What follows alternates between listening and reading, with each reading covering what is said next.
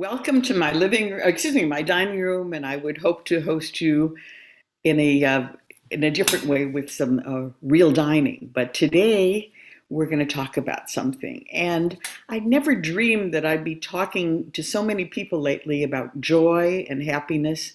But it kind of makes perfect sense because you see, happiness is particularly serious business in Judaism, and there's a lot to talk about. In fact, it's so important that I have this verse on my computer screen. Zeh hayom asah Hashem nagila v'nismecha bo. This is the day that God has made. Rejoice and be happy on it. Think of the many happiness-related words you know in Hebrew or Yiddish. Simcha, Rina, Gila, Sameach, Sason. Seeking happiness and creating joy for others is very much a part of the Jewish job description. And since it's now Elul, it's time for each of us to conduct our own personal performance review to see how we're measuring up on this quality as well as others. So let's talk about some meaningful things that you can consider during your introspection. Now, Torah doesn't directly command us to be happy, even if it may seem so. Why?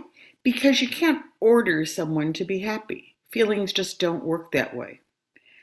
However, acknowledging and honing in on joyful opportunities, the Torah would call it rejoicing, does lead to feeling happy and to being happy. In other words, from the action comes the feeling. Now, finding joy takes work. It doesn't just happen. You have to be willing to search for it. This could be through action or through attitude. How good are you at making joy happen? To be clear, Judaism is pro-happiness. It teaches that earthly pleasures are here for us to enjoy, not in excess, of course. But there's nothing sinful about a good meal, a nice house, jewelry, or other things that please us. It's in Torah. But it's even more joyful to also provide such things for others. When talking about finding joy, I absolutely must remind you of that very, very, very important Jewish teaching, Sameach Bechelko, which tells us to be happy with what we have. Stop thinking about what didn't happen and be thankful for what did. This strategy really works. Again, Sameach Bechelko, to be happy with what we have and not obsess about what we don't have. We Jews have a built-in party every week, Shabbat. You've certainly heard the term Oneg Shabbat, but did you realize that Oneg means joy, enjoyment of Shabbat? Those rituals have great joy potential. Even though it requires some work up front, once the prep is done, Shabbat can be extraordinary, beginning with the extraordinary act of lighting candles, a period of nice meals, guests, music, and family, and rest, and walks and conversation, things that are outside of the ordinary. In other words, holy. If 25 hours is not realistic for you yet, carve out a partial Shabbat and create some extraordinary moments. It's exactly the same for holidays. When one is approaching, don't say oy vey. Say yay! Make plans to make them extraordinary in some way for yourself and for others if that applies. Now, I personally believe that Judaism is a feeling, bolstered by sweet experiences and making new memories. Make those memories for yourself and, if applicable, for others. This also applies to special occasions and life cycle celebrations. Don't downplay them. It's right to really celebrate any kind of simcha. After all, simcha means happiness. Whether it be a birthday or a wedding or a bar mitzvah, include as many people as you can.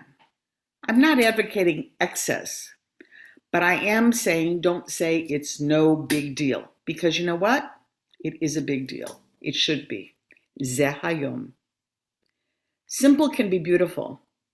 Someone I know used to say that the people in attendance were the decorations. I love that.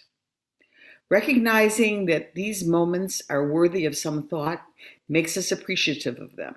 Nagila v'nismecha bo. Of course, happiness is mostly about appreciating the small things, the mundane. That's what brachot are for, to acknowledge and find joy in a slice of bread or a safe arrival at your destination. That's joy. Why rejoice? The alternative is to take things for granted, and we don't want that. That leads to misery, not joy. Seek out those shechianu moments and then express appreciation with focus and intention and an attitude of gratitude. A few more thoughts. Hidur. Hidur mitzvah carries the idea of doing a mitzvah in the most beautiful way you can, to make things as nice as possible. That explains all those beautiful Chanukiot, challah covers, spice boxes, and talitot, for example. Embellishing a ritual mitzvah can be a beautiful and happy thing. And we can't forget how linked happiness can be to music. As the Baal Shem Tov taught, not knowing the words is no excuse. Humming or la-la-lang along is perfectly acceptable. Think nigun. Words matter a lot in Judaism. Using the right ones can change everything. Choose your words intentionally when someone asks you how you are. I was once told about someone with a chronic disease who always answered with, "I'm fantastic." That uplifted the askers and made him, in fact, feel better. In the end, finding joy is hard work. You can't be happy if you're always just a spectator. You have to seek out things and make them happy. Sometimes tiny things, sometimes big things. If you're the kind of person who immediately comes up with reasons not to do something before considering why you should, then you're not fulfilling the mandate to act joyfully. Stop putting up barriers. When you have a happy moment, focus and enjoy it fully, not in a guarded way. Worrying doesn't protect anyone against potential sadness in the future. Enjoy your joy. Thank God for all the good you experience every moment of every day.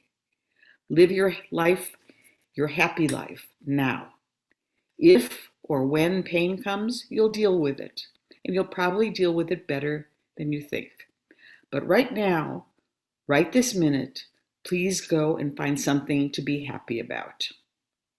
Thank you.